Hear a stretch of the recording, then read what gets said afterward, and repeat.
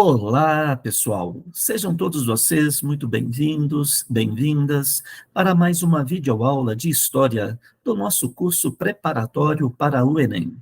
O tema da nossa videoaula de hoje será a economia colonial. Vamos explorar, através de mapas, a geografia econômica do período colonial. E então, preparados? Vamos lá! Voltando aqui para o mapa, você tem diferentes atividades. A principal delas é essa aqui, ó, a referência da lavoura canavieira no litoral nordestino. Vale lembrar que nesse litoral eu tenho a presença do solo de Massapê.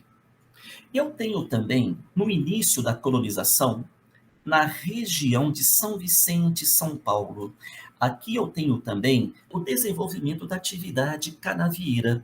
Só que a lavoura canavieira da capitania de São Vicente, posteriormente de São Paulo, essa atividade canavieira, essa lavoura canavieira que foi desenvolvida no início do processo de colonização, logo com a chegada do Martim Afonso de Souza, ele que fez a expedição colonizadora, ele que recebeu duas faixas para administrar nessa região, ele desenvolveu a lavoura canavieira, ele construiu o primeiro engenho açucareiro do Brasil. Só que o açúcar de São Vicente, com o passar do tempo, não conseguiu competir com o açúcar produzido no Nordeste brasileiro. Por quê? Por uma questão geográfica. O açúcar do Nordeste está muito mais próximo da Europa do que o açúcar de São Vicente. Então, com o passar do tempo, o açúcar vicentino, a lavoura vicentina, vai entrar em decadência. E é justamente essa decadência da lavoura de São Vicente que vai estimular o surgimento das bandeiras. Os bandeirantes vão partir de São Vicente para, através das expedições exploradoras, tentar descobrir alguma riqueza que compensasse o declínio da lavoura canavieira na região. Bom, então você tem, no caso do Brasil, colônia, a principal atividade vai ser a lavoura de exportação, em especial a lavoura canavieira do litoral nordestino. Eu tenho também a lavoura canavieira aqui na região do Maranhão, aqui em São Luís. Eu tenho também outras lavouras de exportação. Por exemplo, também aqui em São Luís, eu tenho algodão. O algodão de São Luís, ele vai ser produzido também para abastecer o mercado externo. O mercado externo é o mercado, em especial, da Inglaterra. A Inglaterra, ela utiliza ou o algodão das suas colônias do sul da América, Virgínia, Geórgia, Carolinas, né, do norte e do sul, ou então, como plano B, ela compra o algodão do Maranhão. Então, você tem a produção do algodão voltada aí para abastecer os mercados europeus. Eu tenho também o tabaco. O tabaco vai ser produzido daqui na região do Recôncavo Baiano. É uma das áreas mais importantes de produção de tabaco. Tanto no litoral nordestino eu tenho tabaco, como no Recôncavo de Salvador, no Recôncavo Baiano. O tabaco, nós vamos ver, ele é muito importante para agilizar o tráfico de escravos. Eu uso o tabaco para o escambo. Tabaco é moeda, moeda que o traficante português utiliza para traficar negros escravizados.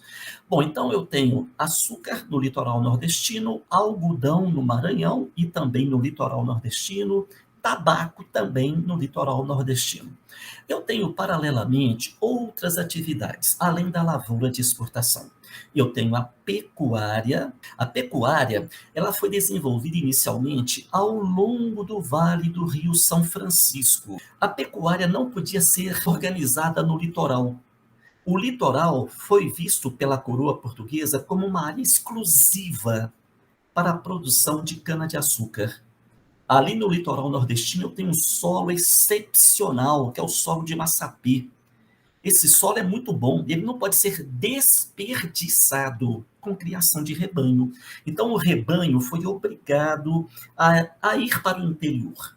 E no interior ele encontra o Vale do Velho Chico. o Rio São Francisco, também chamado de o Rio dos Currais, porque foi ao longo do Rio São Francisco que se instalaram as primeiras criações de gado no Brasil. Na região do São Francisco tem a criação extensiva. O gado é criado solto, porque a pastagem não é tão rica. Existe a pastagem, mas ela não chega a ser de uma gramínea tão vitaminada. Gramínea vitaminada você tem aqui, nos Pampas. Aqui na região dos Pampas, eu também tenho a criação de rebanho. Aqui eu tenho as famosas estâncias gaúchas, as fazendas de criação de gado. Aqui a gramínea, ela é muito rica. Ela é tão rica, ela é tão produtiva, tão boa, que o gado não precisa ser criado solto. O gado é criado preso, é criação intensiva. No norte e nordeste, criação extensiva. No sul, nos Pampas, criação intensiva. Bom, a pecuária, então, ela vai dar subsídio tanto para a lavoura canavieira quanto para a própria mineração. Ela vai fornecer transporte, ela vai fornecer alimento, ela vai fornecer couro, ela vai fornecer a força motriz para gerar a moenda do trapiche, que é um engenho movido pela força do gado. Bom, eu tenho também a extração de pau-brasil, extração vegetal na Mata Atlântica, extração vegetal também das drogas do sertão. As drogas do sertão são as ervas medicinais da floresta amazônica, que atrai muitos piratas. A Europa havia percebido que a tal da floresta amazônica era de fato a maior farmácia natural do planeta.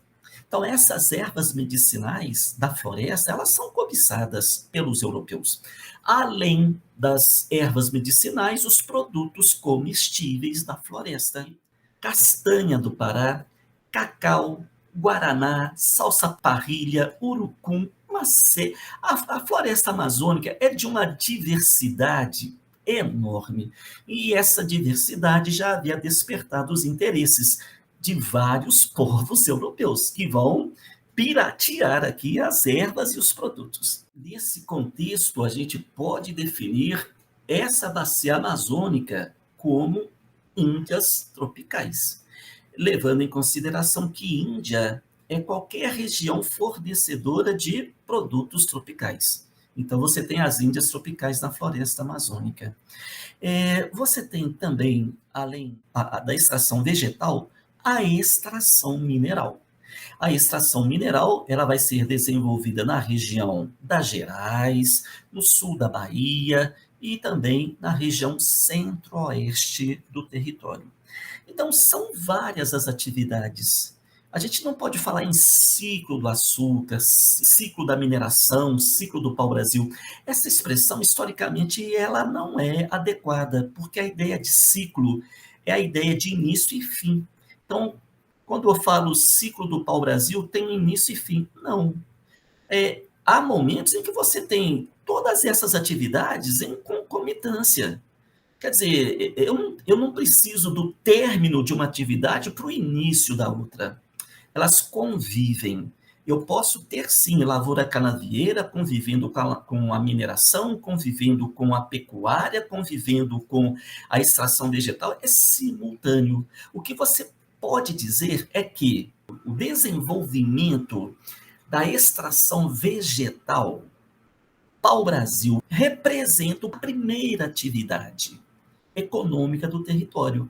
Beleza, tá? Extração vegetal foi a primeira.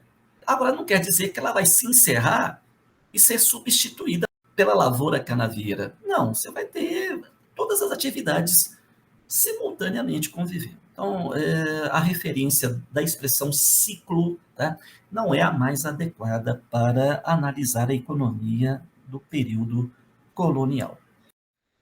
Você tem, através dos séculos, também uma leitura mais dinâmica da economia brasileira.